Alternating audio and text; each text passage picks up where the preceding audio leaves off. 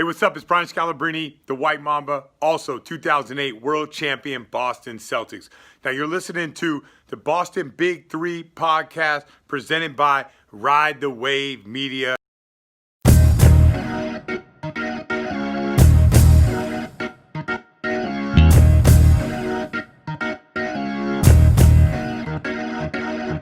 right, episode 72 of Boston's Big Three presented by Ride the Wave Media, sponsored by Lowell General Hospital, where Babz is currently posted up.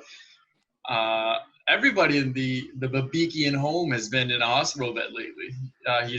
This is your first time on the mic since you've been becoming a father, so a whole new perspective on life. His dad energy through the roof. His dad strength is growing day by day. Not for that long, at least, because he's about to get a back surgery. Did you already have the surgery by now? I just got out of surgery like 3 hours ago. And he's here on the mic, so don't say we don't even slack for you clowns. Posted up in the hospital bed. Babz, what's the update on how your life went? Basically a 180. So pretty much this month's been crazy, like more so that you guys kind of knew I was taking a little sabbatical. We did a bunch of interviews, kind of stockpiled them. And then I went to the hospital on like the 16th, like at Mass General. Had our kids. One of our kids, Sophia, she was baby B, so she was the second one. After 12 hours, she had like low blood sugar, and she had some problem with oxygen levels. So they had to put her in the nursery so we could go visit her, but like we never really had her for the last week. But today, fast forward, I had back surgery, which I had a herniated disc, which has been bothering me for like 4 months now.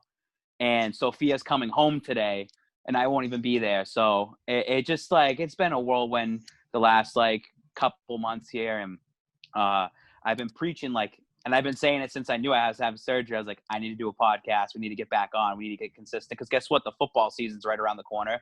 The NBA, which we'll talk to in a second, that's heating up. I mean, the Celtics have moved on and advanced and playing in the Eastern Conference semifinals. And baseball's baseball, and hockey. The Bruins got their asses kicked last night, 7-1. So the sports are going on. This month of September is huge. Like the Kentucky Derby's coming back. You have football coming back. So we got to catch up on some college. We got to catch up on everything. That's why I wanted to spend the time to talk about what the hell's going on. Another big day for our other guy, Joe. His 20th birthday. Yeah. Big 20. Maybe finally not a teenager. 23rd on other IDs, but hey, happy birthday. 22nd. Oh, there we go. Wait a minute, you're only 20? Yeah. Why'd you let me give you beers when we were out the combine? Yo, this guy had an ID that said he was 35. I'm 22 in Maine today, which is cool. Big day. Maine, Massachusetts, basically the same. All right, but before we go to sports, I'm not sure how much we want to talk about it, but any dad update going on? Dad update? Other than wait, so only one of them went home, right? All right. So here's the thing. I have never held a baby in my life. I am not a kid's like person. A football? Yeah, I'm not a kid's person at all. And they were born 4.7 and 4.4 pounds. They are tiny. And you're so delicate and you're trying to hold them. Now you pick them up with one hand. It's easy. It's like it comes into it's natural like instinct. dinner on their foot. It's interesting. Obviously, there's been no sleep. Like I actually purposely stay in the hospital tonight so I can get sleep. But it's cool, man. Like it's cool to have the girls, and it's like those are your kids, and you want to grow them up. And you know, me and GRD have been talking, and shout out to GRD. He just got engaged himself too. Me and him have had a crazy week if you think about it. Kids, and then he's getting engaged, and we said like, I'm the type of dad that will bring my kids to Disney on Ice, and I will dress up in a full-on Buzz Lightyear costume. Like, and that's the shit that will be fun. And I want to bring them into my sports world. And that's what's cool too with Michelle is big Celtics fan. And you know what was cool was the day before they were born, the Celtics were playing, and we like took a picture together with all the Celtics stuff on, and then the Celtics like retweeted it, and I thought that was pretty cool nod to her. Like she loved that. And that's what's cool. And what's cool about doing this stuff and what we do on social media, like a lot of people reaching out, giving their advice, showing their support. We've had so much help. So many different people sending us little gifts here and there. I still haven't received your your gifts, you two. So if you guys want to just send me something, I'll give you my address afterwards. My present is your present. Babz, no, but Babz, remember when you said you weren't going to market your twins, and then you launched a Spike Twins account a month later? Yeah. You gotta market them, dude. Infamils and stuff is not cheap. They're gonna be influencers by third grade. I know. Well, That's you know the what? move.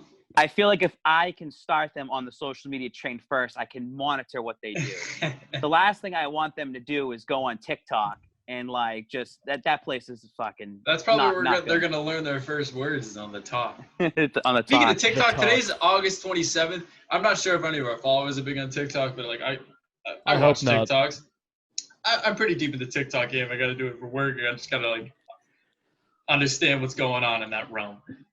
And for like 2 months, everybody's saying August 27th is about to be the craziest day of our entire life. Like August 27th, this. Like for 2 straight months, I see at least like 4 videos a day. Seem like be ready for August 27th. Today is August 27th, and yeah, it's Joe's birthday, but he's not 21, so that doesn't mean really anything. Just another day that you can illegally find ways to get alcohol. But nothing's happening. And this is making me furious. I just want something like world-altering to happen. Maybe they jumped the gun because the NBA quit and came back, but who knows? The TikTok thing has to come down to Donald Trump, and what he was trying to do was kind of like what the Chinese does to American companies. They rip them out of America and make them and put them in China. That's what he was kind of trying to do with TikTok. In a way, he wants them to be an American company because he wanted Microsoft to buy them. So he's threatening these bans and whatnot. And also it's political because TikTok has no campaign ads. They're not doing anything. And he wants that. He wants that an advantage when it comes down to TikTok. Also, I think he's pissed off too from Tulsa, where he had his like little speech or whatever, and TikTokers went on and bought out all the tickets and no one showed up. Yeah, So, no, that was I the K-pop band. Yeah. Where they bought all the tickets. I think it was like not KSI, like K is some letters. But like the thing with that, like, and then we'll move on to like actual sports. I just need to rant for a second. The thing with this is everyone's saying that like, oh, TikTok steals your data, TikTok steals your identity. You've had an iPhone or an iPod Touch since what, 11 years old? Everything that we use is probably made in China. You always see the back of the stickers, made in China. You have online purchases on your Amazon with your credit cards and everything like that. You probably have people watching through a webcam. TikTok isn't doing everything else that like everything isn't already doing. Yeah. Like, it's just an added thing, and they're freaking out over nothing because it's not hard for somebody it's time to go lose someone's mind. It's not hard for someone to go up to like an ATM and put like a little like scanner thing in there, and then you're swiping your cards and they steal all your information. It's literally not hard to do that, to get people's information. And honestly, sometimes it's we laugh because it's like, let's start saying, if I started talking about like hockey gloves, and then I go on Instagram and hockey gloves pop up. It Guaranteed, like, listens and hears you. It hears what you're saying. And that's cool. Sometimes it's sketchy, but that's the world we live in. You got to go with the flow, man. You're about to get an ad later today. Nah, that freaks me out, dude. That freaks me out. I hate that stuff. I think the same thing with that is like Siri or Alexa or something like that. Like, you can be talking blah, blah, blah, blah, blah, and say, hey, Siri. And that just happens to be the 2 words that Siri picks up. Yeah, right. They're hearing your whole thing. They're hearing your whole conversation up until you hear, hey, Siri. And see, my phone just turned off when I said that. It has to be listening to hear like the words "Hey Siri" in the first place. Or like when it's people always listening. Like, I have an Alexa right here. I'm going to see be talking about Alexa, and the whole light just lit up because I said the word. And now it's not supposed to listen to me. I don't know. Either way, basketball is back after momentarily left for about a 20-hour detour, a boycott, a strike, whatever you want to call it. But they seem to be back. Looks like they're going to be playing Friday. Today's Thursday, so one more day, and then the Celtics are back in action, it's looking like. I want to use this time right now, if he wants to or not, and insert Brandon Watabe to talk about his feelings behind the NBA and what they did in terms of the boycott. Because I wanted Watabe on this podcast, and I know we just kind of rushed into it because he's been doing a lot of traveling around. I know he's been part of some of these protests, and I want him to give his 2 cents. So, Watabe, if you want to throw it in. If not, cool. 1, 2, 3, go. Thanks for leaving a spot open for me, Babz. What's up, guys? Brandon here. I wish I was here under better circumstances, but thank you, Babz, for leaving a spot open for me to kind of speak my mind on kind of the current situations going on in the world. I wish I was here in better circumstances, but yet again, another heartbreaking circumstance where another black man was shot by a white police officer, this time in Kenosha, Wisconsin. And if you don't care about this, if you're one of the guys in the comment section telling us to stick to sports, I'm sorry. I'm not sorry. This is part of the world. It's all intertwined. You're not going to be able to keep sports and politics separate. They're completely part of the same world now. Everything revolves around something else. Everything is linked to something else at this point. But having this man who was walking away from police officers, but understanding that nobody in this world's perfect. I'm not perfect. You're probably made a few mistakes along the way, and that's just part of the journey. This man is part of the same. Those cops who shot him, also not perfect, as we obviously seen that the last few months of protests and rioting and everything. But shooting a man in the back several times when you have 3 officers there, it just does not. What part of that makes sense? It just breaks your heart to hear this happening over and over and over again in this country that we live in this country that we're supposed to be proud to be part of and proud to hold its values and represent what it stands for in the grander scheme of things on a national level. But it's just hard looking at some of the comments, seeing how far we still have to go, especially on the Ride Wave page, or go to the Celtics page and see all the statements the players make, seeing the Red Sox, the Patriots, all these players are making their statements, and they're not being loved back the same way everyone else seems to love them when they're performing on the field, on the court, on the baseball diamond. The same way you guys support these players when they're succeeding and winning championships for the city of Boston or whatever team you're a fan of. You should be rooting for them and celebrating them in the same way when they use their voice to speak up for what they believe in and what they're trying to change in this world. There's a long, long way to go. This is not a debate, I think, at this point, where you're either on the right side of history or you're on the wrong side of history at this point. And just seeing the toxicity, seeing some the bigotry and just racism from some privileged folk in these comments, on these pages, on these statements, and just seeing them belittle these athletes for not being human anymore. It's almost you're seeing them as only as an athlete, and that's the only place they have their value to you. They're a human being, and you need to respect them and love them the same way you do when you're cheering them on, when you're paying $400 to sit front row at a game to see them and cheer for them. Be cheering for them the same way that they're on the front lines of this battle in our country. So there's a long, long way to go, and it's not just a racism thing. I feel like it doesn't stop there. This is just the beginning of a whole wider conversation. I think it's important to see that these players have made that decision to boycott, to strike, really, some of these playoff games, like NBA playoff games, Major League Baseball games. The Red Sox didn't play, the Celtics didn't play. They'll be back in action probably by the time you're listening to this on Sunday. But it's important for them to use that platform, and they're using this. And a lot of you people are saying, hey, you can't peacefully protest the way you're doing it. Everyone said Colin Kaepernick was not doing the right thing by kneeling for the national anthem, and some people still have a problem with that for peacefully protesting. But then you see what happens when people are violently protesting, and you can't have any middle ground. It's ridiculous. It really is. Read through some of the comments and see how far we have to go, and see if you want to associate yourself with the people in those comments who are saying all these nasty, hateful things towards the players that they swore they spent $100 on a jersey and used to wear these jerseys to every games, and now they're saying they'll never go to a game and never watch a game again in their life. And it's sad to see some of the things and see how far we've brought this conversation in the last 3 months, but how far we still have to go in the coming days, weeks, months, years, however long it takes to make real sustainable change. But it is important that these players use their voices. They boycotted these games. They striked these games. It's important to, like Ron Renicky of the Boston Red Sox said, have that conversation. Call your local jurisdictions. Call your local governments. Demand change. You have a voice. Go out and vote. In the time that we don't have sports, it's an important time to be doing something. Be doing something beneficial, to be doing something positive. Just ask yourself, what did you do to make the world a better place today? Or if you just filled it with hate or you're filling it with love. It's really the only two options you have at this point. Don't sit on the stands. Don't sit in the nosebleeds watching everything go down. Don't sit on the sidelines for history. This is a chance to really put yourself in the history books. Like, we're living through history. Just, you want to be a part of it. So thanks, Babz, for leaving me a little spot open. You guys will get back to talking basketball right now. We're back to Brian. And then talk about the NBA in a second. Celtics look good. It was great that they swept Philadelphia. That's a huge win. That is an absolute astonishment. I loved GRD, had a field day because he goes back on all those old tweets and all the old Instagram posts.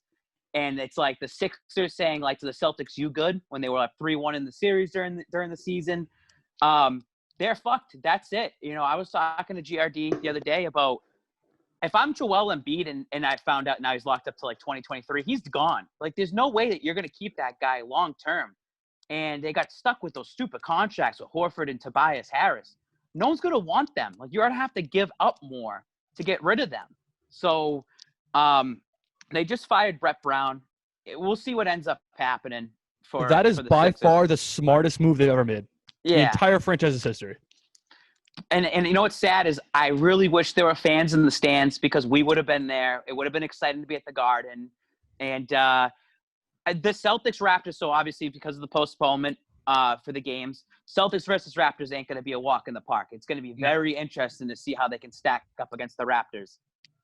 Before we preview this, I just need to go on a quick rant because I'm currently in Pennsylvania and I'm currently living with several Philadelphia Sixers fans, and all my friends here are Sixers fans. And let me tell you, nobody knows what to do out here now. They just got swept by the Celtics. I was talking reckless every single game because all I heard throughout the regular season was, the Celtics think blah, blah, blah. Sixers are way better. Celtics are trash. Because they win the regular season series, blah, blah, blah. Do you want a banner for that, you clowns? Or do you want to be a banner? This is the second time in 3-4 seasons that you lost in the playoffs to Boston. I saw some tweet. It was 76ers lost on 4 bounces last year, and now they're bounced on 4 this year. And that was perfect. I'm that's 100% true. The 76ers are not good. Do I think Joel Embiid and Ben Simmons is the problem? No. I think everything else around them is a problem. And I will never forget this in my entire life. When they traded Jimmy Butler, or they traded for Jimmy Butler, everyone was saying, the Sixers just got a dog. Sixers about to just win it all. Sixers are dominating the East the next 5 years. Although Jimmy Butler is a fantastic player, nobody paid attention to what they gave up. And I was going back and forth on Twitter about people about this, saying they have no more shooters. They got rid of Rocco. They got rid of Saric. They got rid of anybody who could shoot the ball. And I was saying that I was an idiot and that I didn't know what I was talking about because Jimmy Butler is here and he's going to come save the day. Jimmy Butler, statistically the third worst three-point shooter in the entire league over the past 5 seasons. You're telling me that you're going to get rid of all your shooters to have another Ben Simmons play for you guys? Yeah, right. And then you have Brett Brown out there. That makes sense. That's what you had to do. What should be following is Elton Brand out there. He's the guy who gets, or if he doesn't leave, he should be demoted because he did get talent. He got Horford and Tobias to come here, Jimmy Butler to come here. He got 2 or 3 of them to stay. And you need to just pick up better role players. He should be like a recruiter in college sports or something like that. In the way that it's not like you have all the control. It's just, hey, let me put you in connect with my guy. We'll work out the logistics later. But people obviously wanted to play for Elton Brand, so I'm not sure if he's going to be out. I think he won't be out. I think you blow up everybody that isn't Embiid and Simmons. You have at least 1 to 2 more seasons with them.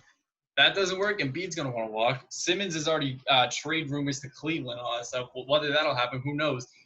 But all I'm saying is I would not want to be a Philadelphia Sixers fan today, any day, or especially in the near future, because this team stinks. I only have one thing to say about this entire series. Imagine paying Al Horford $100 million and then watch him get outplayed by Taco Fall. Just imagine that. Just imagine that. Imagine Al Horford being like, I want to win, so I'm leaving, and then he gets swept by the team that he just left.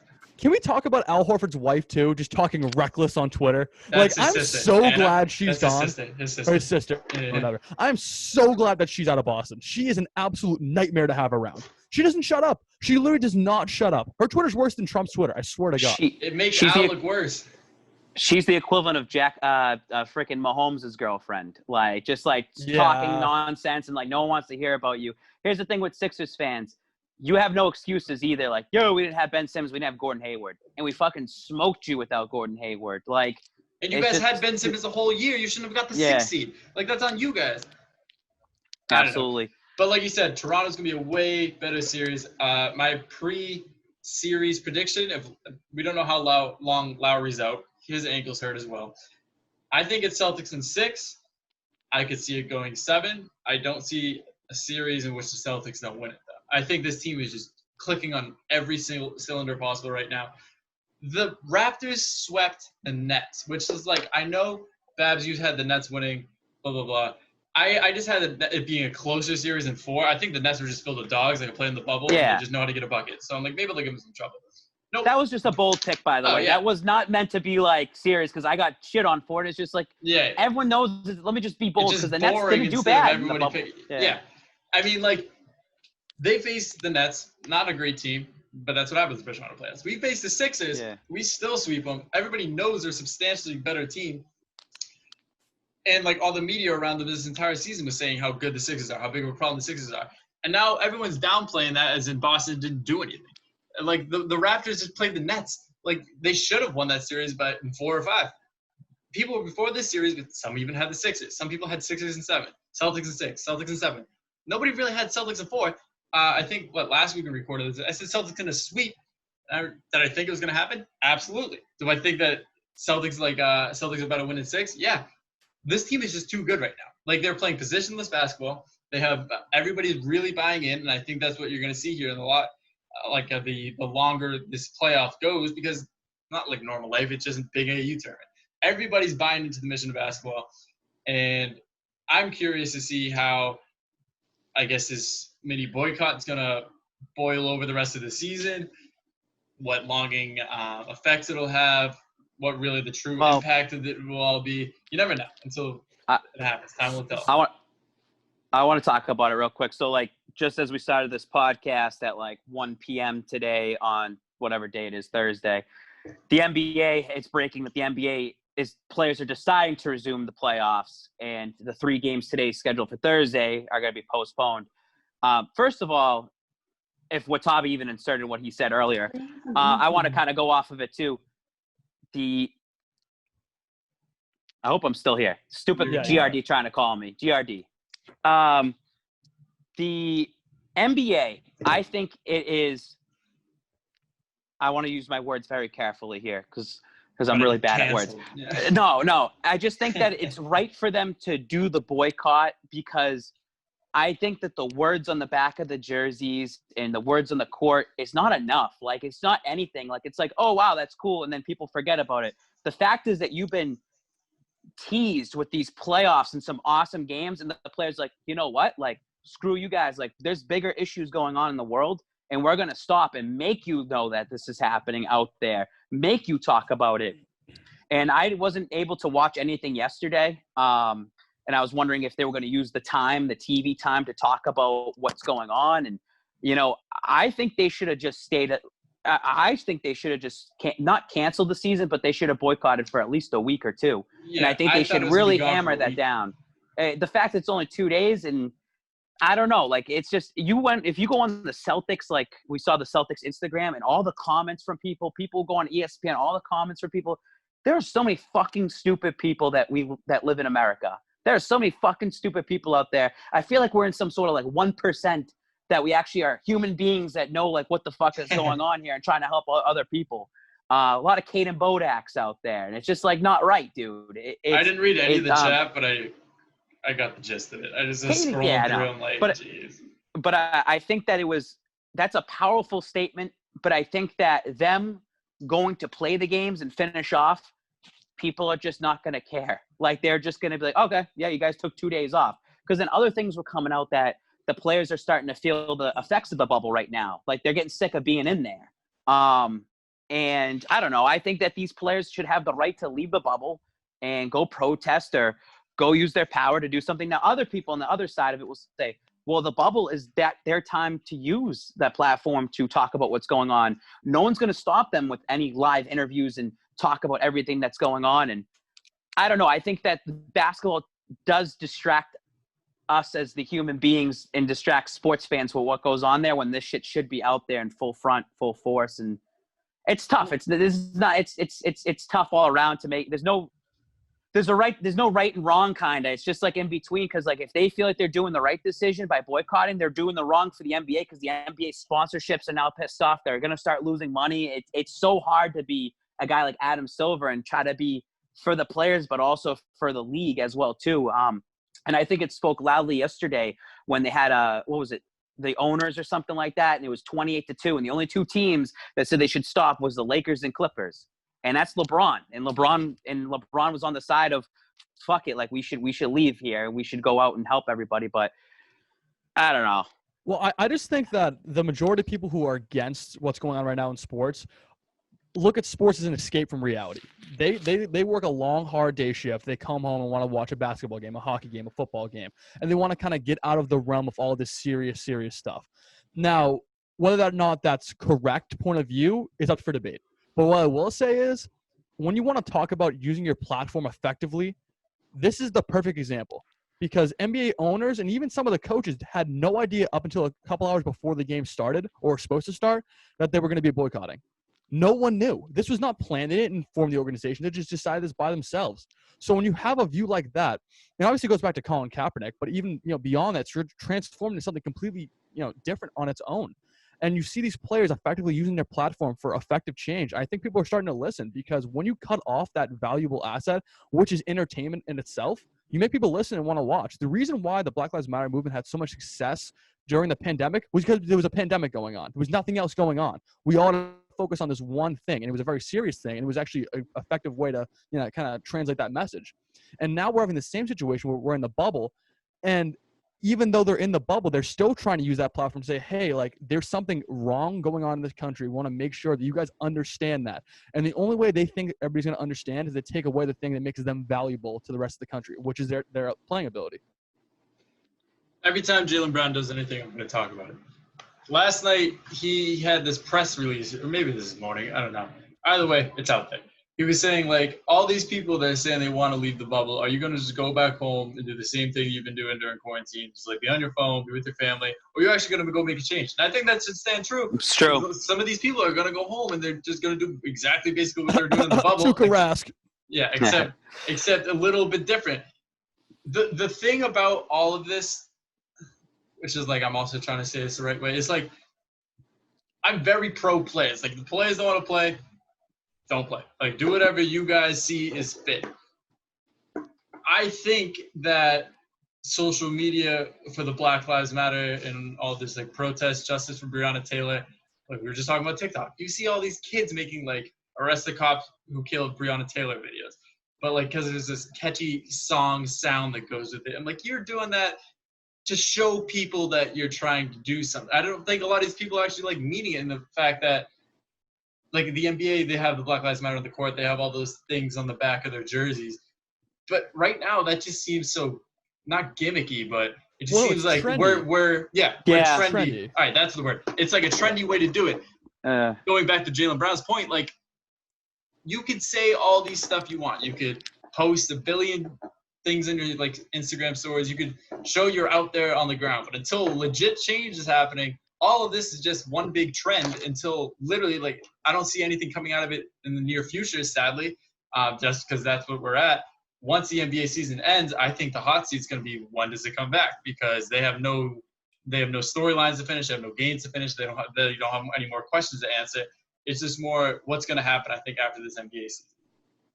Jay Lassard had something good that he posted about, and it was like, the same people that are complaining about the NBA boycotts and how they shouldn't be doing it are the same people that were posting the black square on Blackout Tuesday and showing support. And it's just like, it's just amazing how people just do it. And trendy is probably the perfect word for it, because they want to feel like they fit in with everybody else. Like, oh, look, I'm hip, I'm cool, I'm just with everybody else. But they don't take the time to understand why it's being done, realize what's going on. And speaking from someone who actually didn't post a black square, that's the reason why I didn't do it. because I knew that in a week or two's time, people would delete the photo Yeah. because it didn't fit their aesthetic on their Instagram or something stupid like that. Yeah. They were doing it to be trendy. And I was not going to be part of that crowd who just posted it to say, hey, like, I'm just doing whatever else is doing. That's just the most mind-numbingly, non-meaning post you could possibly make. As same thing with me, like Spike King on that day, I just posted Patriot stuff, and here's in a couple reasons why. Because I know that Brian Babikian knows that he treats the humans like humans, like it's respect for respect, and I don't forget. And I've been dealing with this race issue for fucking Cam Newton and Jarrett Stidham, which has been absolutely pissing me off. And it's like race biting over and over and over again, and it gets to the point where I'm just like, what am I doing wrong? Like, I'm not doing anything. So. And I know that there are people out there that do get mad. They're like, listen, like, like the sports are sports and they should be left alone and this and that. And I feel like that I have my platform. I don't want to just be like another trendy person. Like, if I'm going to do something, I'll go out in there and I'll do it. It's just like posting a black square is not doing anything. I just feel like it's not doing anything. You know what's doing something? Going out and going to do something, like physically being to do something. I mean, I posted raising awareness, raising links. Black squares do not work, and that's just my opinion. And if you hate that, you hate that. You like it, you like it. But I just think that there's something new will end up coming up. There'll be a new trend. People are gonna hop on it, and it's just you're just doing it because everyone else is doing it, and it's not right. That's not how it should be. Yeah, I mean, I posted a square, but like looking at it, it's those things kind of remind me of like an I voted sticker. It's just kind of like I don't know. Change. It's not gonna come this way. I don't know what way is gonna come from it, but the thing that is like you've been seeing all over the internet today and yesterday, last night, is keep sports out of politics, which I don't think makes any sense in the slightest bit. You guys look up, like all these fans across the entire world. They look up to these athletes their entire lives. They become their heroes. They become what they strive to be. They get the fat heads. They get the posters. They get tattoos of them sometimes. Taco Ball. They have all of these pedestals that these athletes stand on. And they're living in the same country as these people. And do you think the people that you're going to look up to shouldn't have a say about what's going on in the world? They shouldn't use their platform for legitimate change. They should, like, I've always said, like, I'm not a LeBron James basketball fan, but off the court, like, you can't deny what he's doing. If you think that the most prominent man in basketball and probably sports right now can't have his 2 cents about something when he's actively doing stuff outside the community before any of this really started popping off this year in 2020 because of the pandemic, because of you can highlight everything. These are the type of people that you should be listening to the most because they have the connections. They have the change. Money is everything. They have the money. It's like, that's why I don't get it. Like, they should be the vehicle for change, and instead everyone's saying keep sports out of politics. LeBron James has done more for the community and for the league than Michael – well, no, let's scratch that. LeBron James has done more for the community than Michael Jordan has. I'm not going to say the league because, like, Michael Jordan brought the league into a but Michael Jordan generation. didn't do anything unless he wasn't getting paid. Yes, and I think that LeBron James has always been under a microscope. And, yes, there are some times that you freaking hate the guy or hate certain things he does. But LeBron James has done so much to try to have this positivity that goes out there. I want to say this before we move on to the boycotting. Does that now show that the players now have more of a say than the owners do? So because this is objective for me. The NBA has become a players' league the last 5-8 years, and it always will be from now on. Yeah. From now on, it will be a players' league. The owners have lost all of their rights, and this is the problem I said earlier during quarantine when the MLB was having their negotiations. They looked at the NBA and said, "We don't want that to happen." So they tried to split the union, and they tried to split the strongest union in all professional sports, and you saw the backlash of that. But the NBA will always now be a players' league, and you are now seeing the direct effects of what happens because of that.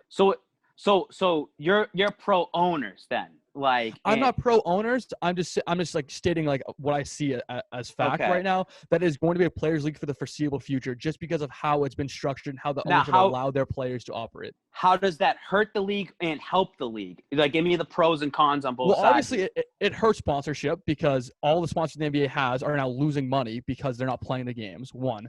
Two, when you have athletes actively going out against, conservative platforms like the NRA and stuff like that, those still have great political ties to all the owners because all these owners have money from somewhere and it's donated to political campaigns. They have all these favors tucked in from both sides, Democrats and Republicans. So when you have them actively attacking a certain side of politics, you're going to hurt, in terms of money. And when in terms of helping the league, social justice wise, this is huge for the league because all the younger fans that actually agree with these point of views are going to be stuck on the NBA for their entire lives. This is where they're getting a leg up on the NFL because the NFL has tried to stay away from it as much as possible. Yes, Kaepernick was a huge impact and kind of started this entire wave of social justice in sports. When you look at it historically, they blackballed him. They don't want him in the league anymore. He hasn't been in the league in a while. Eric Reid was blackballed for 2 years. And kneeling just kind of disappeared for a while. It's coming back this year. But the viewership was down 25% that year when it kind of blew up. And so you look at the NFL fans don't have the demographic for liking this kind of behavior. But the NBA is targeting the younger generation. And so when when I turn 40, the NBA could realistically be close to number one sport in America because of this. So that's how I look at it. I think this is why it works in professional as opposed to college. Like the sitting out and everything. Like I saw people saying, "Oh, I wonder what college football players are about to do."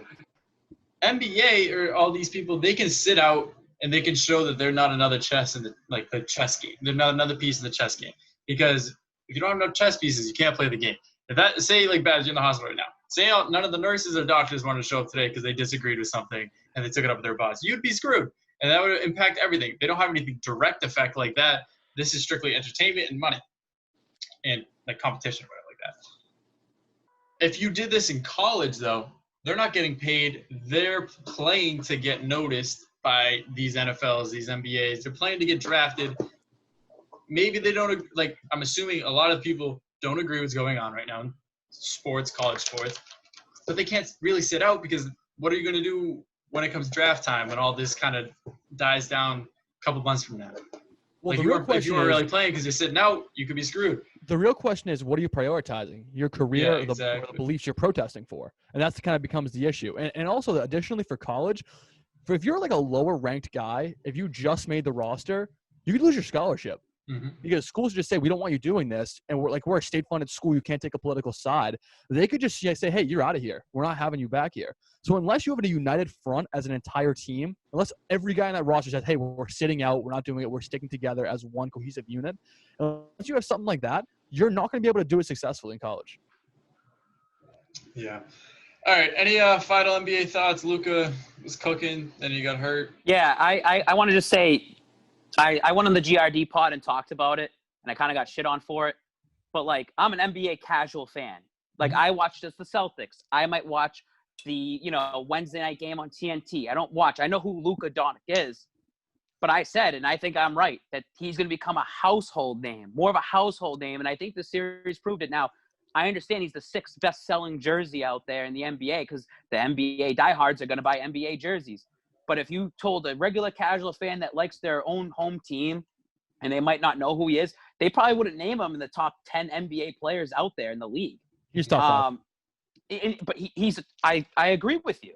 But I just say that he's not like a name yet. And I think I think he will be for the future. He's doing things at 21 years old that other players have never done before. That guys like LeBron James wasn't doing at that age yet. So I think that this was an important series, and I hope it pushes 7 because the Mavs need this going forward. Dallas needs that spark to keep them going for the next 10 years. Right. I want to speak on Luka real quick. This is my 2 cents on Luka Doncic. He's not the fastest, not the strongest, not the best shooter, not the best driver, not the best anything. He just knows how to play the game of basketball. I was going to say basketball IQ, though. Basketball IQ is through the roof. And that's where the European version of basketball is superior to the version of America right now. And this is why. They focus on fundamentals of basketball. They focus on IQ. They focus on how to actually play the game. American basketball culture now is all about mixtapes, crossovers, highlights, stuff like that. Stuff that's really flashy, but doesn't really matter when it comes to winning basketball games. Look at Kyrie Irving. Kyrie Irving had an unbelievable stretch in Boston where he was making play after play after play. The team wasn't good enough. And so when you look at it like that, Luka Doncic is nowhere near the kind of, talent that Kyrie Irving has, but he knows how to play the game of basketball. And when you look at that, I always think of Tommy Heinsohn when I say this. You talked about Jaylen Brown. Not Jaylen Brown. The comparison between Jaylen Brown and Jason Tatum. He said Jaylen Brown's an athlete playing basketball. Jason Tatum's a basketball player. And that's the perfect analysis for Luka Doncic. He's a basketball player. He's not just an athlete. He was born to play the game of basketball.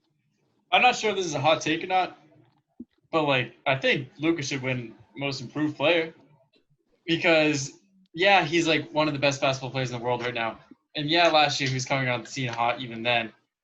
But he didn't make an All-Star game. He didn't make an All-NBA team. He didn't get any accolades for as good as he was last year. He didn't get anything. I understand that Most Improved should be like, oh, you were bad this year. You got a lot better. What happens when Luka Doncic takes 1 year of NBA experience, turns it into the next year being a top 5 player in the league? That's just because you're good doesn't mean you can't be great. I think you should, like Brandon Ingram is probably going to win. I think he's the betting favorite right now. He's not even close to Luka. He will never be anywhere close to Luka. That's why he was way worse earlier in his career compared to now. However, Luka Doncic still outplayed him this year. And I think that these narrative-written awards should just strictly go to just who's the better player, which is why I was ecstatic when I saw Giannis win Defensive Player of the Year, because he's about to be Defensive Player of the Year and MVP, and he deserved both of them. Don't give AD the Defensive Player of the Year because Giannis is probably going to win it like MVP. If he earns them, give it both to him. I'm not sure if Luka even wants Most Improved Player because I don't know if this is just like my thoughts, but I feel as if that's just kind of like a backhanded compliment type of award. It's like, oh, you stunk last year and you got good this year. It's like, I don't know. I don't think he wants it, but I think he should win it. And then, yeah, Lakers look to be handling business with Portland. Clippers and Mavs could go 7. Heat swept. A lot of sweeps in the East. A lot of sweeps in the East. Bucks is probably going to wrap that up. And then we're going to see a Miami, Milwaukee, then a Toronto, Boston.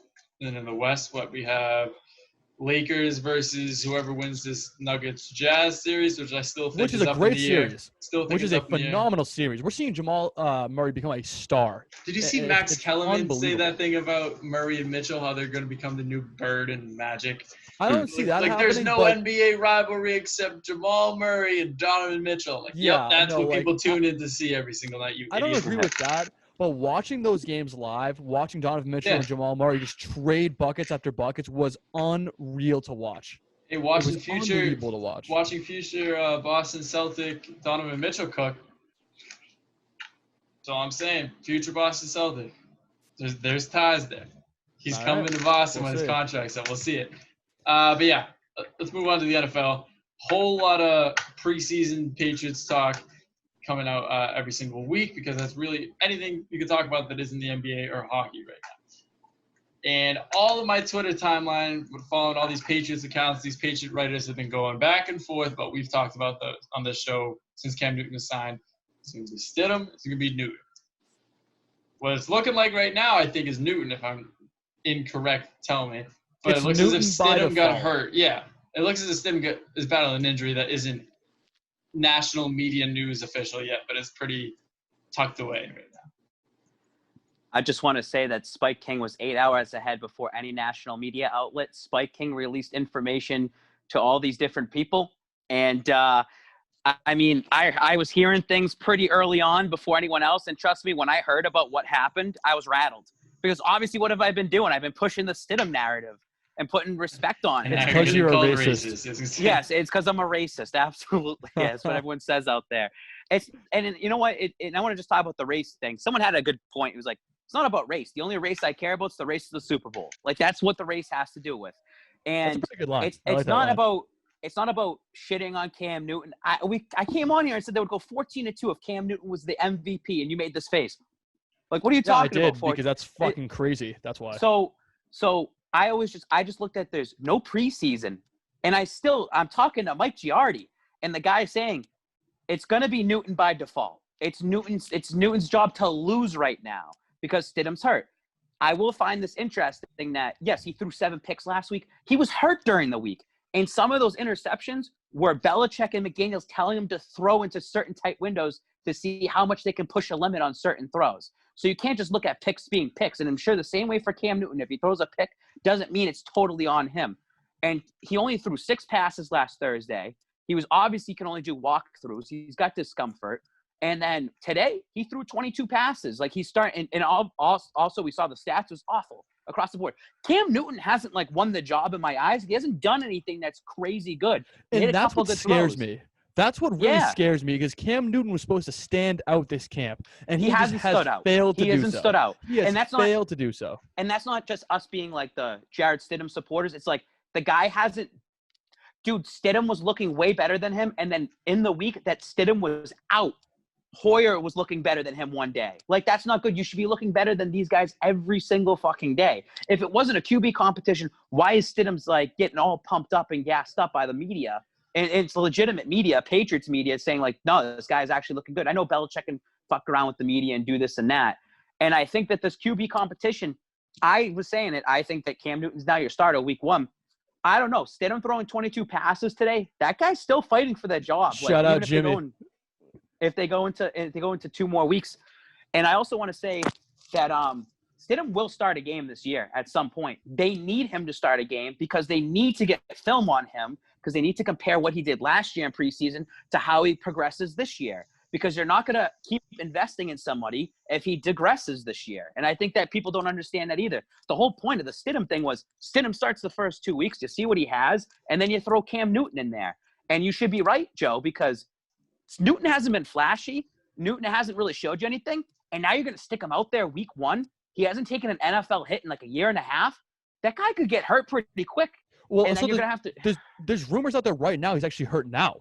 And so when you watch that, it's like, what the hell is going on in New England? And I've said this on the podcast before. I'll say it again. This probably is the worst season possible to not have a preseason for this team. You lose 8 people across the board because of COVID opt-outs. Stidham goes down with an injury. You don't have an open competition to actually playing games, so you can't see what the product is on the field when you're actually in a game-type situation. You see the 2-minute drill reports from Giard and everybody else. They've been horrible. They've been awful. The 2-minute offense has been horrible. Yep. And that's really concerning to me, especially because the defense has had so many opt-outs. That defense has been gutted by the COVID-19 pandemic. And when you look at a team that's been, obliterated by that opt-out stage, and they're still dominating the former MVP of the league, that scares me.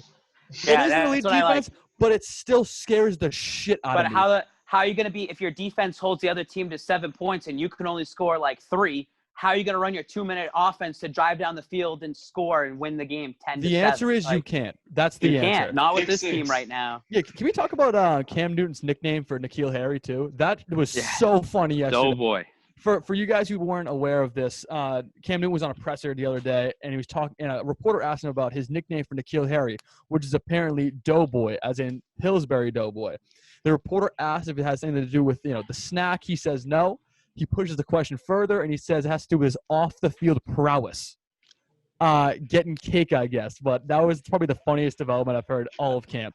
One thing I will say, though, and I've said it earlier on this podcast as well, the emergence of Damian Harris has been remarkable this camp. The first play from 11 on 11s today was an 80-yard touchdown by guess who? Not Sony Michel, not Rex Burkhead, not James White, Damian Harris. Yep. People keep forgetting over and over again. He split carries with Josh Jacobs at Alabama. Josh Jacobs is going to be a top 5 running back this year, and there's a reason why they were splitting carries in college. Damian Harris has that talented. So do not be surprised if Sony Michel loses his job this season to Damian Harris and Lamar Miller. And you don't, and I believe James White's an unrestricted free agent after this year, and they'll probably want to have him extended for a veteran minimum, or maybe they'll pay James White. He deserves to get paid somewhere. I think James White gets paid somewhere else. And he deserves it, and a team will pay for that. So I think this is a big year for Damian Harris as well, too. And I also the kicking situation, when I did one of those little videos and I said 5 things to look out for, J.C. Jackson's been looking phenomenal, too, from what I've been reading. The kicker situation, they had no other kicker, and the rookie stinks. Like, he's not doing good. They had to bring Nick Folk back. Is that the guy with the tattoo? Yeah, the 3%er tattoo. See, so, I like Nick Folk, though. Yeah, but I just think that you had Adam Vinatieri into Steven Gostkowski. The Patriots they could go on a drought of a good, decent kicker like that. Well, if this means anything, my roommate, he got Madden the other day, so he game shared with me. And Madden has Jake Bailey as the kicker, is all I'm saying. Hey, Babz did say last year. He's been preaching that He's since the last default year. kicker. And leave it to Bill Belichick to have a hybrid punter kicker, too. I just think that with Jake Bailey, like he was doing kickoffs last year and he started getting that. They just need to get him ready to do 30, 40 yarders. Like they don't need a 50-yard kicker. Like they don't need that. I'm sure Belichick can squeeze it and go on fourth downs. Like that's what they were doing last year. But I would love to have that hybrid position. We talked about that numerous times because now you use that extra bench spot somewhere else. You have that extra roster spot. And people forget the roster was extended 2 spots this year. Yeah. So special teamers aren't listed as receivers anymore. They're just special teamers. And so you get that extra 2 spots to put whoever you want in that position. Also, not to pat myself on the back, but Dalton Keene did have a lot of reps at fullback in the past 2 weeks in camp. And I remember talking about this after our post-draft special. Dalton Keene might actually be your starting fullback week 1 just because of the versatility. He can line up at fullback, H-back, receiver, tight end. There's so many things you can do with him in that backfield. So I wouldn't be surprised if he's in multiple sets during this offensive season. And shout out Gunnar Olszewski for being the number 2 receiver on that team right now. He was the 90th player last year, 3 hots and a cot, made the 53-man roster, got hurt unfortunately and ended his season, but he looks hungry out there. And Gunnar Olszewski is your new Danny Amendola, your new Julian Edelman, your new Wes Welker. Like he's the new young scrappy white boy that they'll keep for the next 10 years. You want to replace Caden? Because I got a golf guy right here. I know, could have used you. We have a week 5 bye. Does that mean Stidham comes back week 6 from an injury? Does that mean they wait to see the 4-game report with Cam if Stidham's out? Do you think a QB change is coming after that early bye week? Or? Well, so the way I look at it is Jerry Stidham, first of all, having a soft tissue issue this early in camp is a bad sign because that means you were not preparing as much in the offseason that you needed to be.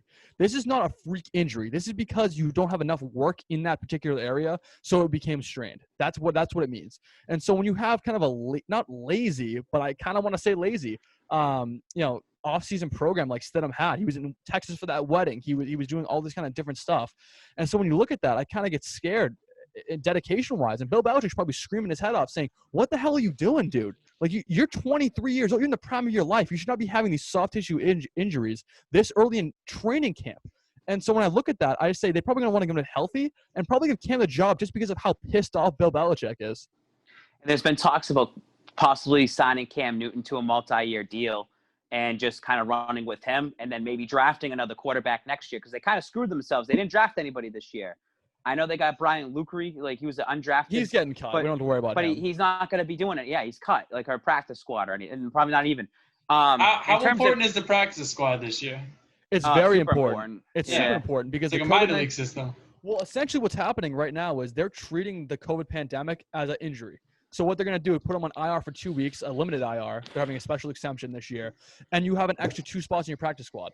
So essentially you're just stocking your future up, God willing, there's not a lot of COVID-19, cases on NFL rosters this year. But if there is, there's going to be a lot of up and downs throughout this entire year for all teams in the NFL. And also, a little tidbit, this makes fantasy probably the hardest year to play. Yeah. Fantasy football is going to be an absolute shit show. The waiver wire is going to be the most valuable asset in the entire league. Limited choices or something. So, Joe, let's say, or Tyler, let's say if you have, flu-like symptoms, would they just hold you out? 100%. Yeah, is there any such thing as just being sick now, though? So, that's the thing, because remember last year when they played the Dallas Cowboys, it was raining out. Half the team was sick. Every year, teams get sick. So, half these teams are going to have flu-like symptoms. They might not have COVID, but they're going to have flu-like symptoms. What do you do? Are you going to start them or sit them? So and they're going to be forced to sit them. The reality of the world right now, you have to sit them. And the only way the NFL is to survive this season, to have a full season, they need to be as proactive as possible in catching these cases. As soon as someone has a sore throat, the entire team's going to be quarantined. Wait, didn't they just have all these false positive reports or whatever? Or false negative reports? So a lab out of New Jersey had, I think, a combined 60 inaccurate tests. And it affected head coaches, star players, scouts, everything throughout the building. And this is where the NFL is going to get pissed off because imagine having to quarantine a team for 2 weeks, not knowing it was a false positive. This is where there's a lot of issues with logistics of having a season with not in a bubble because if the testing doesn't work, you're screwed because you don't know who has and who doesn't have it. And it's going to be a logistical nightmare to play this season without a bubble. But the thing is, people are always saying the NFL needs to find a way to make a bubble. You can't do that. These rosters are massive. You're going to be carrying at least 60 players, traveling this season. Not You can't even put them in including hotels. coaches, staff, Exactly. equipment.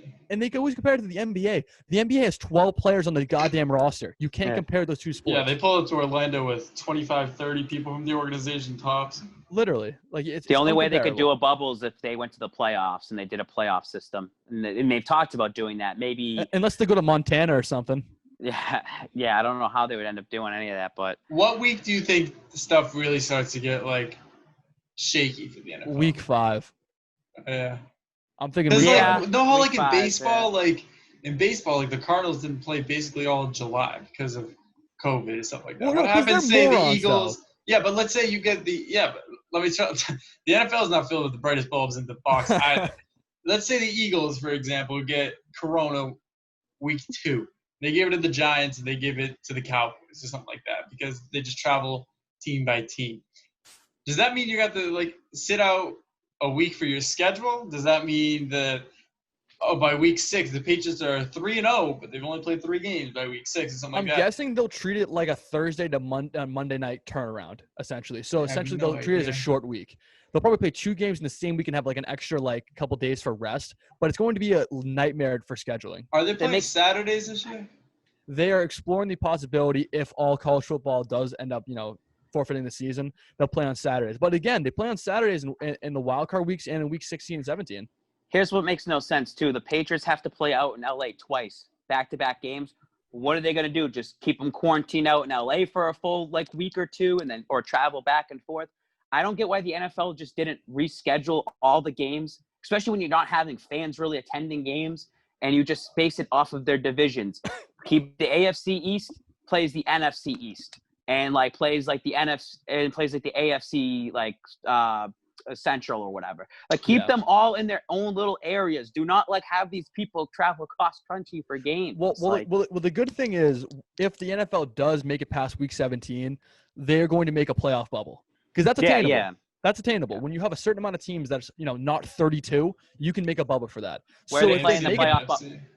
Huh? Where's the playoff bubble? Where are they going to play? I'm guessing it'd be somewhere like Florida. They need to be hot for the Super Bowl. That's the thing. So I'm play in LA. Florida. Nobody goes to the games anyways. It'll be empty to begin with. Well, the thing is, LA shut down for the foreseeable future. The mayor out there has said we're staying closed till there's a vaccine, which is a whole different problem. But let's not talk about that right now.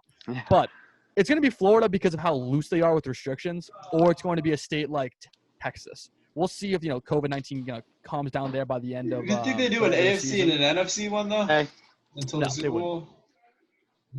Interview the nurse. Yeah.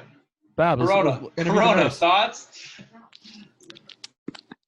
All right. We'll wrap this up with some Bruins talk. They're down 2-1 in the series to Tampa Bay, which I don't understand. Why is there back-to-back games in a playoff series that already got in a little bit? Yeah. Cut this out real quick. Okay, no problem. Actually, don't even cut this. Keep this in. SMH. Yeah, don't cut that. My pain's about a 6 out of 10. He's also I think a it's because I'm racist. sitting up. Soft. Anyways, why is the NHL playoffs have back-to-back playoff games? If this Bruins Lightning game, it goes 7. Games 6 and 7 are back-to-back. You have no rush. The season was already delayed. Everything was already messed up to begin with. Why are you playing back-to-back hockey games? They're trying to delay the inevitable pushback on the offseason because there's going to be a huge turnaround for the draft, huge turnaround for the lottery, for everything, really. And so when you look at it that way, the NHL needs to expedite this process as much as humanly possible. As for the Bruins, 7-1 is unacceptable. That's an embarrassing score. Almost for lost any as bad as the hockey Red team. Sox did. Almost as bad as the Red Sox, but not quite. But this team is not showing a lot of discipline when it comes to the defensive side of the ice. When it comes to that spot specifically, Chara has not been playing his best. He has been playing his best for the past 2 years, but this series especially, it's showing his decline. This guy is a turnstile. People just skate right by him. He's putting up no, I don't know what's the word for it. No resistance. Yeah, he puts his stick out there because he's 7 feet tall, but besides that, he can't skate with him anymore. And so when you look at it that way, it's hard for any goalie, whether it's Halak, whether it's Tuukka Rask, or anybody. It's going to be a nightmare. Also, we need to establish this right now with Babz here. We are an anti-Tuukka Rask podcast. Yeah, no, 100%. Also, first of all, I wouldn't really count that 7-1 game like they play back-to-back nights. It's so hard in that's what hockey I'm to do saying. that. Like I wasn't listening. But She wants so to give did me my the SpongeBob. Lightning, though. Yeah, but that's different. Like the Bruins were like I don't know. I just wouldn't read too much into that. Also, Tuukka Rask, he golfed twice. He golfed twice since he came home. I don't care. These people coming out saying, Babz, it's a medical emergency. You're going to have kids. You're going to understand that, blah, blah, blah. No, like he literally quit on his team. Like you knew what you were getting into. You knew what you were getting into. If you didn't want to go there, then don't play at all. Just hold out. I think Tuukka Rask is done in Boston. I wouldn't let that guy back. I wouldn't want that guy back. Now, last night he's probably giggling, like, haha, 7 goals. Like, you guys stink. But they look pretty fucking good without him for a couple games in a row. So I'm not worried about it right now. I'm not worried about it. Nah, not at all. But you're right. Chara's done. Chara's on his last legs. It's time to put the old puppy down. No. Want to cut to our interview? And then we'll do some final thoughts. No, let's just do final thoughts. We'll wrap it up with the interview because I forgot we had to do that. James Harden is on the show. James Harden, yeah, not the James Harden, but a James Harden. James Harden, first of all, tuned up. That's his hashtag. We're gonna keep that rolling for a couple weeks now. But James has been traveling around multiple facilities around the league, the Jets, the Giants, the Cowboys, and he's been holding a sign outside the facility saying, "Try me out. I can play football." And obviously, when we kind of got a DM from this guy, we were kind of like, are we actually going to put this guy on the podcast? So I looked into him a little bit. He's worked out with Byron Jones, with Chidobe Awuzie, with Xavier Howard, with all these talented cornerbacks, and he's giving them work. Like on record, he told me that he was an NFL caliber receiver. So when I look at that, when those kind of talented names, I say, hey, this kid has something. So I interviewed him. I talked about a lot of different stories with him. He had a lot of interesting stuff where he actually snuck into the facilities with the help of a security guard. There's a lot of cool little tidbits in there, kind of just showing how the NFL operates their franchises and stuff. But it's worth a listen. Great guy. Honestly, would not be surprised if I see him on a practice squad the next couple of years because he does have that kind of talent. He kind of reminds me. How old is he? I believe he's 25, 26. Yeah, but when I look at him, I think of Jakeem Grant out of Miami. He's shifty, small, but agile. I think he has a lot of potential in the NFL. So, James Harden, thanks for coming on the show. And here's the interview. And welcome back to another episode of Boston's Big Three, our interview series coming up right now with not the one and only James Harden. No, not that James Harden you're thinking about. No, this is one of the most interesting stories, I think, in amateur sports right now. James, why don't you tell about yourself and what you're actually trying to do with your career right now? How y'all doing? I'm James Harden. I'm from Dallas, Texas. Basically, what I've been doing is traveling to get my opportunity on the football field for the NFL, CFL, XFL. I held a sign in 3 different football stadiums, NFL stadiums. Well, 4, actually. And what were those stadiums? The XFL, Dallas Renegades, the Dallas Cowboys, the New York Giants, and the New York Jets. Yeah, no, it's pretty impressive. I've actually kind of looked at some of these videos. I know you had some not documentary, but we've had some news outlets kind of approach you. And you've had some interviews because of your notoriety when it comes to those stadium, tryout stuff. So give the audience kind of some background of who you are. Where'd you go to college, high school, and your background actually playing in the Arena Football League? Okay, yeah, from Dallas, Texas. I played with the Dallas, Texas Revolution and the CIF. Well, I got cut, but I played with them. The season folded, the league folded, how you want to say it, with them. I think it was like a year and a half ago, with the Cedar Rapids River Kings in Iowa. I was with them, but coronavirus knocked on the door and shut that down. I'll probably be with the Topeka, Kansas team, NGL. The league folded. I'll probably be with a lot of teams, the arena, and a lot of things folded, leagues folded, coaching folded. Like, it's just been a gamble, a little testimony, every team, honestly. Yeah, you've been everywhere, it seems like, and it kind of speaks to your testament of how hard you're working to try to achieve this dream of actually making a professional sports career happen for yourself. I want to get into one specific thing, because I did some research before the interview, obviously. And I saw this video, and it was just you at the Cowboys training camp, one of the practices, with just a pair of cleats and a sign. Take me through kind of how you decided you kind of just wanted to show up and just, expect a tryout with the Dallas Cowboys? It started basically like, you know how you working hard for something, and it's like when you tried everything before you got to that level, it's like man, okay. Because, you know, everybody always say, I know I can make the NFL. I know I can know somebody drop a pass or anything. And, you know, the person watching TV want to cut it. Oh, I can do that. I can do that. I was just like, man, you know, before I got there, I did everything. I did one-on-ones with pro athletes, worked out. And I was just like, man, I'm pretty good. I'm like, you know, I was doing them. I was embarrassing a lot of people and outworking a lot of people. I'm just like, dang. And I was just thinking, like, why haven't I seen yet? I'm like, I'm faster, I'm stronger. I'm faster than him, I'm stronger than him. I jump, I can catch better than him. I'm just like, dang. I said, dang. And I seen me just, you know, and from that man, they were like, you know, keep going, keep grinding. You're great, man. You cold. And I was just like, you know, and it's only so much, like, what's the word? How can I put it? There's only so much hearing. Be patient. Hold on. Just wait. Like, it's like when you keep hearing that so much, and it's like you're doing everything. It's like, okay, now. Like it's like when somebody has to see me. Like I've been working this hard. Somebody has to see me. Exactly, and we're one of the ones who saw you, so we're glad we kind of got to connect on this level. I saw in some of your Instagram posts, obviously you're very active on social media and everything, trying to get your name out there and your brand out there. And I saw one of your posts that both the Jets and the Giants actually told you to leave the premises of the stadium. Take me through what that was like, actually having a professional sports team saying, like, we don't want you on this field, but then still, you know, persevering and actually showing up again to a different stadium to try to keep this dream alive.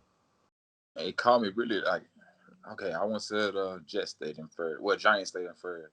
I went there first, you know, because a lot of teams need help. And I seen a lot of players optioning out. So I went up there.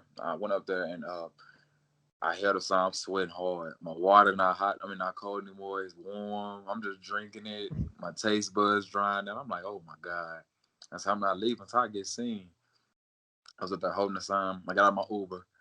I tried to get my Uber driver to take a picture of me. He didn't understand my language, kind of know, because from where I'm from. So he drove off. I'm like, oh dang. So how I'm gonna do this? So I walked to the front of the facility. I didn't want to be seen so much, but I wanted to be seen. So I held my sign for like a good hour. I'm walking back and forth.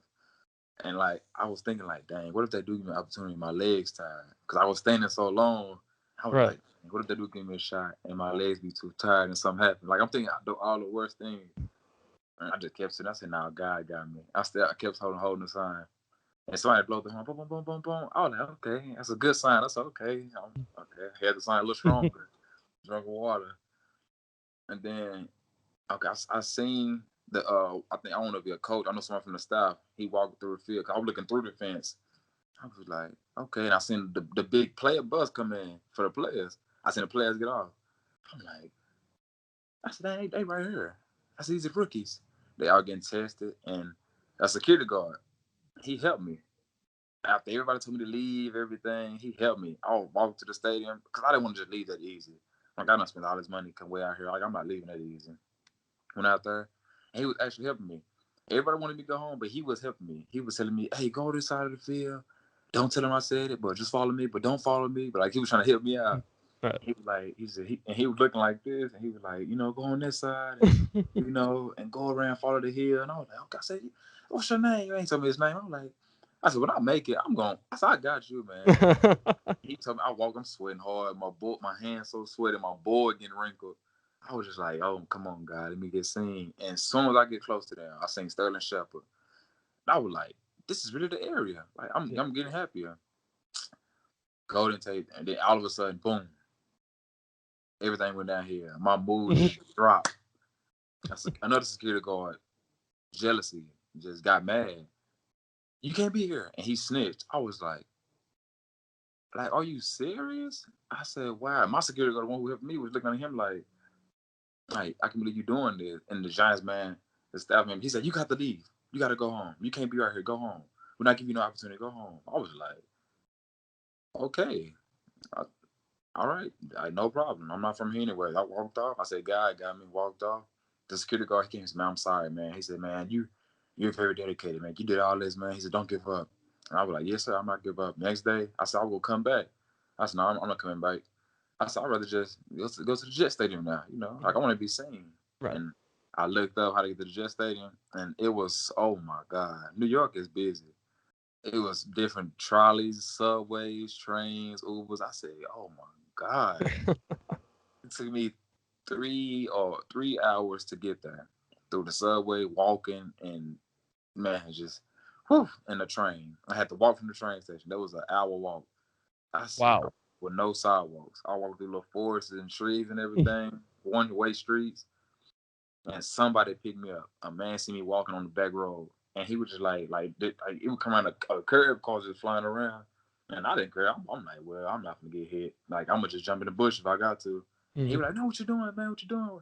He said, you need help? Where you walking, man? This is a dangerous road. I'm like, this is my second time doing this, man. I do this all the time. He was like, where you going? And I showed my son. He was like, get in. I know you should get in. And he helped me. Got in the car. I told him where I was going, and he was like, he said, you got a mask, right? I said, yes, sir. I put my mask on, and I was in the back seat just talking. And he was just like, man, I don't know what I do, but I'm gonna help you. He said, it's something about you. I'm gonna help you. And I promise, I had just prayed before he came to me. I said, God, I wish somebody give me a ride because I'm tired of walking. And boom, that man popped up, and that man knew somebody who worked for the Jets, That is unbelievable. one of the security guards, and he laughed at me. The dude he told me about laughed at me. He said, yeah, we seen him out there holding the sign. He laughed. I was like, dang. Like, everybody think I'm just like a scrub or something out here. Like, I hate being judged without being known. Like, actually, like, give me a chance. You never know. I can be a game changer. I can really help your team. You never know. Mhm. But you'll never know when you judge me. Yeah, And exactly. ever since then, it just went down here. Like, Yeah. not bad way, but positive way. That is an unbelievable story, and it just kind of shows like the kind of dedication it takes to actually making the professional football league when you're not a high-profile guy, when you're not the number one overall draft pick, when you're not going in the first couple of rounds, and it's a struggle for a lot of guys. Not a lot of guys making the NFL, but you're trying to make it happen. It's a lot of respect there for your efforts there. But I mean, like, when it comes to working with NFL athletes, you're not, short on that regard. I mean, you've worked with guys like Byron Jones, Laquan Treadwell, among others, Jordan Lewis even. Take me through those kind of workouts and how you kind of stacked up against that elite NFL talent. I was nervous. I'm not I'm gonna sit here and act like all cocky and big and bad. I was thinking like, dang. Like, I was asking them questions out this world. Like, cause I want to know. Like, I'm older than some. I'm 25. I'm older than some of them. Or probably the same age. I was just like I was watching how they work out, how they warm up. I'm like, okay. I said, okay, so I need to start doing that more. I said, okay. I'm just watching him. I said, he got water. I got water too. So I'm doing something good. And then I was watching how they working out. I was like, I said, dang, we do that. And like, I don't really have a trainer, cause like I try to do everything on my own. I'm like, dang, like I do that. Like, that's crazy. I'm just thinking in my mind, like, I'd work out like this too. Oh, this is my drills too. And we were doing drills. I met Jordan Lewis through Clay Mack. They was doing DB drill. My little brother was with them, and I met Jordan Lewis. I used to play DB, so I'm out there. I was watching them work out, and he was like, "Hey, you play receiver?" I was like, "Yeah." I'm like, "Yeah." Like, I can't believe he was talking to me. I'm like, "Yeah, yeah, I play receiver." Yeah. They're like, "Hey, you want to work out with us this Friday?" I said, "I'm like, dang, he talking." I'm like, "Yeah." I'm like, "He really talking to me?" Like, "Yeah, I work out with y'all." And we were doing releases. I went out there and I told my little brother, I said, "That look like Byron Jones." He said, "No, it ain't." I said, "No, that don't do Byron Jones. He in Miami. He got something." And I just kept sitting there. I was like, "That's not Byron Jones, man." Like, I ain't want to be starstruck. I'm trying to be, solid. I'm like, "Dang, it's really him." And I walked out there and, I try to, how you doing? Like, I try to change my posture very fast and, how you doing? And I try to warm up, watching him warm up. And we start working out. And my first release, he said, let's go 70%, like 75%. I said, okay. I play receiver. He played DB. He got in his DB stance. And my mom, I'm ready to go here Byron Jones. I did a little release. And he was like, oh, good move. And I'm like, dang, he said good move. I'm like, okay. And it's kind of like, I'm getting warmed up. Then he said, like, we did a couple more reps. And he said, okay. At the end, he said, 100% now. Before everybody came, he's 100%. I was like, he want to see me go real fast then. I looked out. I shook when I took off. He was like, "Oh, you fast, man." He said, "Where you play at?" And we started talking. I told him I had to sign at his stadium. He was like, "That was you?" I was like, "Are you?" I was like, I said, "Are you?" I said, "Oh, you know it?" I said, I had to try to act hard still, but I was like, "Hey, you?" I said, "But yeah, that was me. Yeah, that was me." And the whole day, I said, yeah, he know that was me. Yeah, okay, he knew that was me. We warming up, and then Jordan Lewis, we thought they one-on-one releases and everything. And then I heard somebody goofy, like he laughing. I'm like, who is this so goofy? And then after the last rip with Byron Jones, I look back, and Cheeto Bad Woozy, how you say his name? Yeah. Popped up. I said, nah, this ain't him. Like, this ain't, nah. I said, okay, this ain't him. And they called him with his little nickname or something. He said, yeah, you know, something. I'm like, I said, it's him for real. And my little brother was like, oh, I said, oh yeah, this one. I'm really finna test my skills. Now I know I'm fast. Now he fast. So we were doing one-on-ones, and his time came up for me. Him called me, like just doing releases. And I hit him with a move, and I ran. And he was running, and he was like, "Oh, I gotta run with you." He said, "Yeah, I like that. I like him. He said, "Okay, good job." He like, "Good job." And I kept doing reps. Everybody kept saying, "Great job." And I was like, "Dang, bro! Like, that mean I'm doing something good." And I seen how I was going against them, and I liked that. And I worked out with Laquan Treadwell with some NFL receivers at MJP, and we were doing routes. And like he was like, "Oh, good route!" Like, good job. Like, we all was just in a row, boom, boom, boom, boom. Like, one person went, I went, me went, we through it. And I was just going in order, and people thought I was an NFL player. How my routes were and everything. They were like, great route, great speed. And I heard them yelling from the side of the field, "Oh, he fast." Like, and he was like, "Great route." And he actually came to me personally and told me how to run a route a certain way. And I ran that route that certain way. Him and the NFL receiver, they both like shook my hand, like, "There you go." And I was just like, I gotta get seen, man. Like, I'm doing all this hard work. I'm getting acknowledgments from NFL players who don't even have to work with me or help me. I said, yeah, I couldn't give up. I can't give up now. Yeah. Are you in contact with them still? I have their numbers, yes, sir. Oh, exactly. So I mean, like, you never know. You could parlay that into a lot of different opportunities. Like you said, Byron Jones not in Dallas anymore. He's in Miami. Miami's receiving core isn't that great. I mean, you could go down there and go to South Beach, and you never know. And Jordan Lewis obviously holding it down in Lone Star State still, and it's just a lot of different opportunities that stem from that. So the connections are definitely there.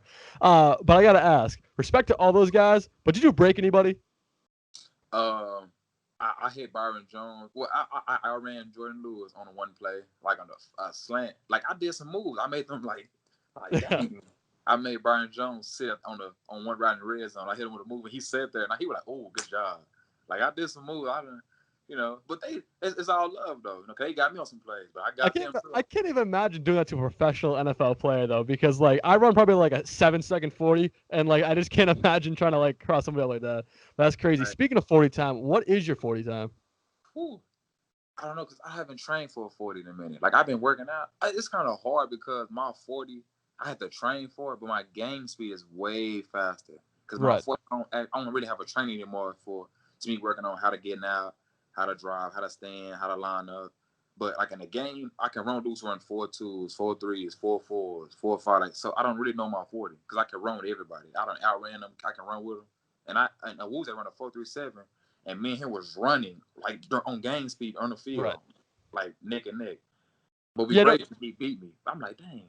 Yeah, no, that's actually a good point, though, because I think a lot of people kind of look at the 40-yard dash and think, oh, this is the absolute equivalent of how fast a guy is. Game speed is much different than 40-yard dash, because when it comes to the combine, it's very political. You have to line up in a certain way, have to be in a certain position every single time. You have to go as soon as the whistle blows. And guys kind of behave differently when you're in a game. When you're in that, that arena, in that environment, you're not really thinking about your position when it comes to, when you're starting to run off. You're just trying to run. You're trying to outrun your guy, trying to beat your guy. And so it's kind of hard when I think it's annoying even when people try to compare 40-yard dash and equivalent it to actual in-game speed, because it's not the same thing. And I agree with you 100% on that. For the people who haven't seen your tape, and obviously you've kind of established yourself within these ranks, telling your stories about Byron Jones, Jordan Lewis, and those guys you were talking about earlier, but who would you most compare your game to? On offense or defense? Offense. Okay. I say right now in the NFL, I would say I'm like a mixture.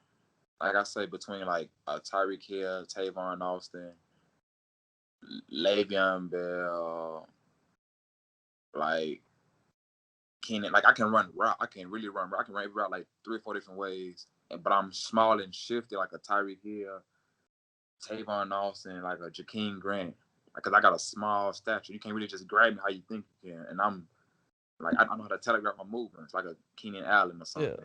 When I watched your tape, and when I sat down and kind of watched some of your Instagram stuff, immediately I thought of Darren Sproles. And I say that just because the stature is similar and the ability to move and shift in different direction is uncanny to what Darren Sproles did in the NFL for a very, very long time. And obviously that's a very exciting type of player when you can affect the game on 3 levels. When you, like, obviously you've said you've played offense and defense, but special teams is something I think that's obviously a big concern for you, especially if you actually do get that opportunity finally. Because a lot of these players, like even like take a guy like more from New England, Julian Edelman, like he started on special teams and now he's one of the premier NFL receivers in the league. And so you kind of get your start doing that. And obviously if you have that kind of speed already, you're going to make an impact regardless of where, you line up originally. So that's definitely very, very exciting. Honestly, like I went into this interview thinking, hey, so this guy seems impressive. I'm not sure if I actually buy the hype. And listening to the way you've described your game and the way you've worked out with some of these NFL guys, I'm starting to get convinced. Like I might want to reach out to the Patriots or something and just say like, hey, this kid has something. It's practice squad time. Like, why not just give him a shot? Because the Patriots themselves, while they have, I think, 9 or 10 receivers on the depth chart right now, it's very, very muddy after like the 3rd receiver spot. You have Edelman, you got N'Keal Harry, who's still a question mark, and Mohamed Sanu, who just got healthy. Then after that, it's pretty much a wash. And so when you look at that roster, you have guys like Jacoby Myers. I'm not sure if you're familiar with all these New England guys, but Damiere Byrd. Oh yeah, he came from the Cardinals. Yeah, exactly. He played with Carolina as well. Mm-hmm. And actually, you kind of have a similar receiver to him as well with that kind of elite speed and Right. ability to shift your body and play special teams. So if you walked in to training camp, Patriots, Cam Newton, Jarrett Stidham, I'm throwing to you guys, where do you think you would stack up with that group of receivers? I think I'd be like number 4. Like if I really get the opportunity to really open up, because like I don't have the NFL like playbook mindset. Like I know how to play football, obviously, but I'm talking about like the playbook mindset wise. I'm gonna have to sit back and learn different things. I haven't really been in NFL before. But I've been a professional athlete before. I'm still am. So I think I'd be like a 4th receiver. I'd be that receiver like a decoy, like nah, he's not gonna do that. And all of a sudden I just boom, like, oh, he's open. Like, yeah, everybody gonna look at, when you hear Patriots, the first thing you hear is Edelman. Right. So your number 1 receiver, your number 1 corner guarding him. Okay, boom, that's a wash. Then Mohamed Sanu, he's still talented, still good to this day. Boom, you gotta stick him. N'Keal Harry, he did little things last year, so it's like you gotta respect them. Then it's like James Harden, they're gonna put, I'm gonna just put a linebacker on him. Like, okay, come on. Right. Like, Exactly. And you're most likely dealing with like a nickel type corner who doesn't have to see a lot of like prime time game, action. And so when you have that advantage as a 4th receiver going against someone who's like less experienced even, or just doesn't get the playing time or the experience he needs to kind of, stand up to just the physical attributes of the game, because yes, you can get the X's and O's down, no problem. But when you're in that environment, in the game, a lot of the time it goes out the window and you rely on instinct. And when you have that kind of speed that you do and the ability to shift your body, sometimes it just tricks players into thinking that they're more how do I want to phrase this? They're better suited for you than they think they are. And so then you kind of just turn on the Jets and it's over and you score a touchdown. And so anything like that could happen in the game. Obviously, the Patriots have a very, very complicated offensive system. It's one of the most complicated systems in the entire NFL. It's the reason guys like Chad Johnson couldn't pick up the offense. And so in this scenario, so say you get to training camp, you're competing for that 4th receiver spot. How would you deal with the mental aspect of kind of getting into those reads and kind of adapting to that Patriots culture playbook? I read books a lot, so I really sit here and, like, when my mind is set on something, it's on go. Like, so I would really just take the time out to really focus, because what's crazy about it right now, this is what I'm doing. Here we go. As we speak, YouTube, and like I'll show you my YouTube history. I'm really studying like the Devontae Adams, them, how they talking about film room, and I actually study him, Amari Cooper, and how they actually learn it, like, learn everything. So I think it'd be, I ain't say nothing like easy, but I really get that down because I'm really determined on learning this, and then especially when I get the opportunity that I've been working for, I'm really gonna just sit down and just like really get this whole thing, because I don't want to come in and just, like, I don't mind coming being a 4th receiver, special team. I don't care about that. I made it, but I don't want us to get complacent there though. I want to move up there, so I'm gonna show them like every day, because I seen Bill Belichick say he loved hardworking athletes. Mm-hmm. When they had Antonio Brown, he was hardworking, and people could describe me as Antonio Brown when he was in the league. So I'm pretty sure if I come a younger version, like, Yeah, and you speak of Antonio Brown, like, again, a low-statured guy coming in the league, 6th-round draft pick. He was a returner for his first 2 years in the NFL, and he turned into one of the best receivers of the past decade. Right. All-decade team, Hall of Fame eventually if the off-field curricular stuff doesn't affect him. And so when you compare the guy like that, I can see that completely. And obviously, before we move on here, I do have to ask one question. So every guest I've asked on this show has had kind of a similar answer, but I want to get your unique perspective on this. The Patriots, Tom Brady leaves for Tampa Bay. Super team down in Florida, and we're left with Jarrett Stidham, second-year quarterback from Auburn. And the entire Boston media sports market is pretty much just saying, like, Stidham's the guy. He's the heir apparent. This is who Belichick wants to start. And then about a month and a half ago, Cam Newton, out of nowhere, gets signed in New England. And everybody flips the switch. Cam Newton's automatically the starter. Stidham's gone. He might even get cut. All this, reckless talk. And I look at it and I say, hey, this could be a decoy move, or it could just be to light a fire under Stidham's ass to say, hey, I'm bringing in a former MVP caliber quarterback. What are you going to do with that? Are you going to compete with him? Are you going to take a back seat to him? What's going to happen? But I need your perspective and your opinion on what's going to happen here. Who is going to be the day one starter for the New England Patriots and why? I would say Cam Newton, because he basically, like, his mindset is like what mine is. It's like basically like when you've been so humble and calm and waiting on everything to come to you, and you letting everything come to you, like, it really gets to you, your mindset. It's basically like, okay, I've been quiet too long. It's like to a point, like, when you let stuff just keep building up, and he been out here for a minute trying to get an opportunity. Mm-hmm. And he's an MVP, like ex-MVP, like he's still that. He's better, stronger, healthier, lighter. So, and then everyone's still, he's washed up. I'm pretty sure he's seen everything that they're saying about him. Then he finally get his opportunity. It's like, man, it's like one of them, I'm finna show y'all now. That's his mindset on that. Like, I'm finna show you what I'm whoop to whoop. Like, he's finna really show you, like, this is what I'm doing. This is what I'm finna do. It's getting scary too. He's working out to gospel music. That's when you know your mind is gone. That's when it's just a whole different. Talk anymore. Like, he told a sports reporter, like, when he got his jersey on, they was trying to talk to him. He was like, "No, I'm gonna show y'all." That's like one of them, like what he been doing. Exactly. Like, so I think his mindset is on a whole, like, he kind of turned me up, like, on my football stuff now. So now my mindset like his now, like, so I think he's gonna be the starter. Yeah, and historically, look at Cam Newton. He's a talker. He's a showboater. He loves to celebrate. He loves to get in people's faces and kind of rub it in. And he comes to New England. People are worried about his fit with Belichick because Belichick's a very boring type of coach. He doesn't want a lot of flashy stuff. And then Cam Newton comes in. He lands in Logan Airport, doesn't talk to a single reporter, gets into the press conference, barely talks about anything extracurricular. And obviously, he still has his YouTube page and everything, and that's kind of a whole separate issue. But when he's in that building, thus far, he's been a total professional and almost a Tom Brady clone when it comes to just being quiet in the locker room, just getting down there and doing his job and leading by example. And so it'll be very interesting to see how that kind of takes into effect this season.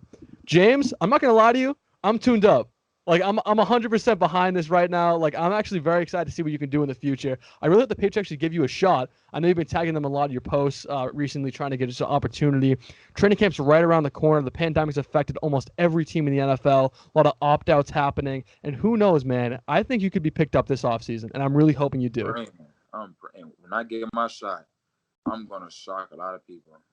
And you better show love, too, because we got you here first. I'm about to say. There we go.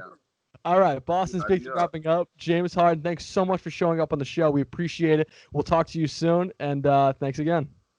Thank you. All right, that was James Harden. He shaved his beard and everything for you. Let's wrap up with some final thoughts. Get us out of here real quick. Babz, I guess we can start with you laid up in the hospital bed. My final thought is, been debating to start a GoFundMe or not because my insurance bill is going to be through the roof between a back surgery and having twins. I'm very interested to see how much money I'm going to owe after this by next month. I might have to sell off Ride the Wave Media in this podcast to even We're getting put bought a little out, dent in it. Yeah. Oh, yeah. It could get bought out. Yeah. I know. We'll keep that under wraps for now. That's a little preview for you. I hope that, honestly, that's my final thought is I fucking hope that Joe Stafford leads us to the promised land. We'll drop some news on that pretty soon. That'll be launching pretty soon. All right, Joe.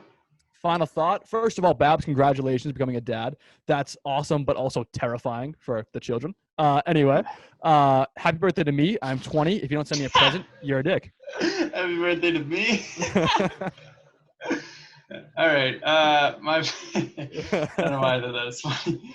My final thoughts are Madden's good. Madden is good this year. I've been playing it until 2K comes out like next week, but they have the street mode. Like you can actually run the ball this year. Madden is back, and who knows if the NFL will happen. So you catch us in the Madden streets. And I'm going to preview it again. Ride the Wave Gambling Corner coming soon. NFL season, we're leaning heavy into that. NFL starts 2 weeks from today? I have no idea. So, but not by next weekend. The weekend after that. September 10th is opening night when it comes to the Texans and the Chiefs. Yeah, I think that's a Thursday. So, hey, when we record you'll have a 9/11 episode. Not a 9/11. An episode that drops on 9/11. An episode that an episode that drops on September 11th. You're going to tune into that. You're going to want to have us make you some money. And Ride the Wave Gambling Corner coming soon. We'll catch you. This is episode 72. Austin's Game 3.